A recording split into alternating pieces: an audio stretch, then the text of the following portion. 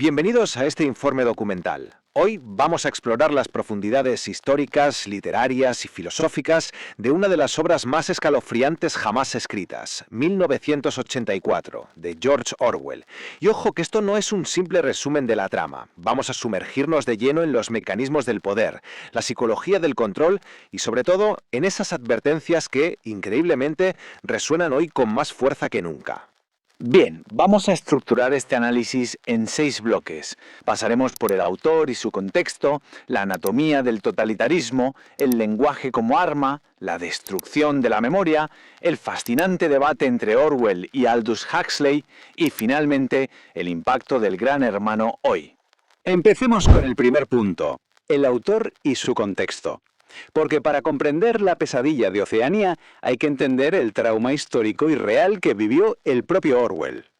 Fijaos, la visión de Orwell no surgió de la nada, nació literalmente en las trincheras. En 1936, movido por puro idealismo, viaja a luchar contra el fascismo en la Guerra Civil Española. Pero luego, en 1937, vive los trágicos sucesos de Mayo en Barcelona. Allí ve cómo la revolución se fragmenta internamente y tiene que salir huyendo para salvar el pellejo, porque la NKVD, la policía secreta soviética, estaba purgando a las facciones disidentes. Imaginaos el impacto psicológico de esto, ser cazado por aquellos que supuestamente compartían tu bando. Esta experiencia forjó en él una profunda paranoia y una repulsa absoluta hacia cualquier totalitarismo, un peso tremendo que arrastró hasta 1948, cuando, gravemente enfermo de tuberculosis en la aislada isla escocesa de Jura, terminó de escribir su gran obra. De hecho, hay una cita suya que ilustra de manera brillante la raíz de todo su trabajo. Cada línea en serio que he escrito desde 1936 ha sido directa o indirectamente contra el totalitarismo. Es brutal. Esta frase demuestra que en 1984 no es solo un ejercicio de ciencia ficción, es una advertencia política urgente, cimentada sobre el dolor, la traición y la amenaza muy real de los regímenes totalitarios de la época, fuertemente influenciados por el estalinismo y el nazismo. Pasamos al punto 2, la anatomía del totalitarismo. Vamos a ver cómo se estructura exactamente esa aterradora sociedad para aplastar por completo al individuo. Lo que resulta realmente fascinante aquí es aplicar la teoría de la estratificación social de Max Weber al régimen de Ingsoc. Es como un puzzle diseñado para el control absoluto. La sociedad de Oceanía está hiperdividida. Abajo del todo tenemos a los proles, un abrumador 85% de la población mantenidos a propósito en la pobreza y la ignorancia total. Luego, un 9% forma el partido exterior, digamos, los ejecutores del Estado que sufren la represión más estricta. Y en la mismísima cúspide, apenas un 6%, el partido interior, la élite pura y dura que ostenta y disfruta del poder. Y claro, este poder de la élite se legitima a través de la figura del Gran Hermano. Siguiendo Weber, estamos ante una legitimidad carismática.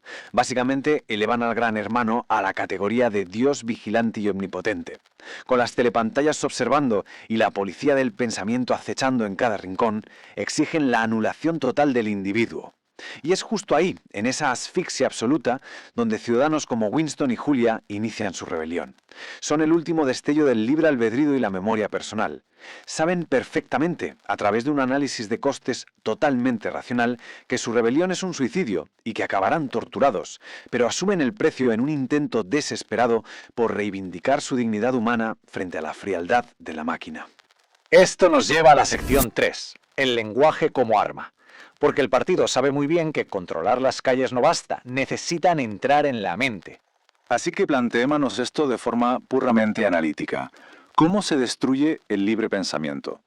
¿Cómo evitas que alguien se rebele contra el sistema si físicamente no puedes leer literalmente su mente?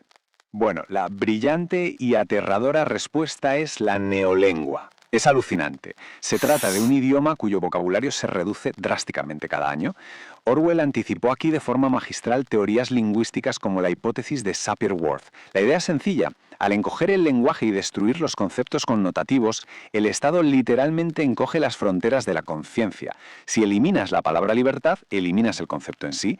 Sin las herramientas para formular un pensamiento heterodoxo, o lo que ellos llaman un crimental, la subversión ideológica se vuelve físicamente imposible. Pero la cosa no acaba ahí. Para cimentar esta parálisis mental, el partido inculca el doble pensar. Esto es llevar la teoría de la disonancia cognitiva de Leon Festinger al límite más perverso imaginable. Consiste en forzar a la mente a sostener dos creencias totalmente contradictorias, saber que se contradicen y aún así aceptarlas ambas como verdades absolutas. Así es como logran que la población acepte falaces atroces como que la guerra es la paz o la libertad es la esclavitud, sin ofrecer absolutamente ninguna resistencia psicológica. Avanzamos al cuarto punto, la destrucción de la memoria. Porque una vez que dominas el lenguaje del presente, el siguiente paso aterrador es apoderarse del tiempo mismo.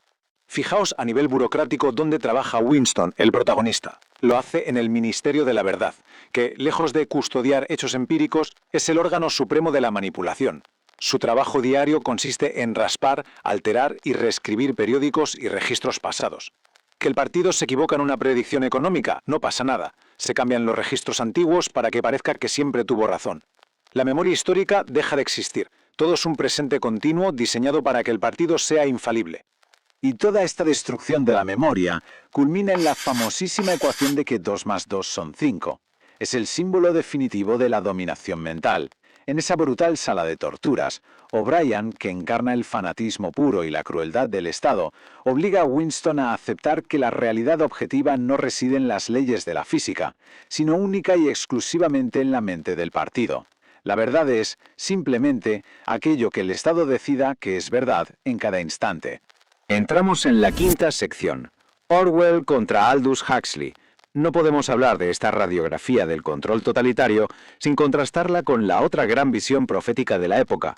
Al comparar ambas obras, nos encontramos ante dos métodos totalmente opuestos para destruir la libertad humana. Por un lado, Orwell plantea un control basado en el terror, la violencia y la vigilancia continua, ya sabéis, la bota aplastando un rostro humano. Pero por otro, Aldous Huxley presenta un totalitarismo mucho más sutil en un mundo feliz, donde el control se ejerce mediante el placer ilimitado, el consumismo y los estímulos constantes. El gran debate literario y filosófico de fondo es este. ¿Seremos destruidos por aquello a lo que tememos o por aquello que deseamos de forma insaciable? Y aquí viene el punto crucial. Resulta que Aldous Huxley, que de hecho fue profesor de francés de Orwell durante un tiempo en Eton, leyó 1984 y le escribió una carta. Le decía que la novela era brillante, sí, pero argumentaba que las élites del futuro acabarían descubriendo que condicionar a las personas para que amasen su propia servidumbre, mediante la narcohipnosis y el condicionamiento, iba a ser un instrumento de gobierno mucho más eficiente que los garrotes y las prisiones. Una reflexión tremenda. Y esto nos lleva directamente a nuestra última sección, el Gran Hermano hoy. Dejemos el siglo pasado y aterricemos estas advertencias en nuestro presente tecnológico. Es que es verdaderamente imposible no observar los ecos modernos del informe que acabamos de desglosar. Hoy en día, herramientas como las telepantallas palidecen ante la vigilancia digital masiva y la incesante recopilación de datos de esos dispositivos que llevamos voluntariamente en el bolsillo. Estamos rodeados de fake news, manipulación de la realidad y una polarización política extrema que nos empuja hacia un doble pensar contemporáneo. Y lo más paradójico de todo, hemos asimilado y trivializado la temible figura del Gran Hermano como un formato de entretenimiento televisivo masivo, fusionando así el miedo orwelliano con el entretenimiento vacío del que hablaba Huxley. Llegamos así al final de nuestro análisis, dejándonos con una pregunta fundamental que todos deberíamos hacernos hoy. ¿Estamos cayendo en el estado de vigilancia perpetua de Orwell? ¿Estamos siendo seducidos y anestesiados por el exceso de placer y entretenimiento de Huxley? ¿O quizás nos adentramos en una mezcla aterradora de ambos mundos? Es una cuestión abierta que nos invita a mantenernos siempre alerta sobre la tremenda fragilidad de nuestra libertad y de la verdad objetiva. Muchísimas gracias por acompañarnos en este recorrido.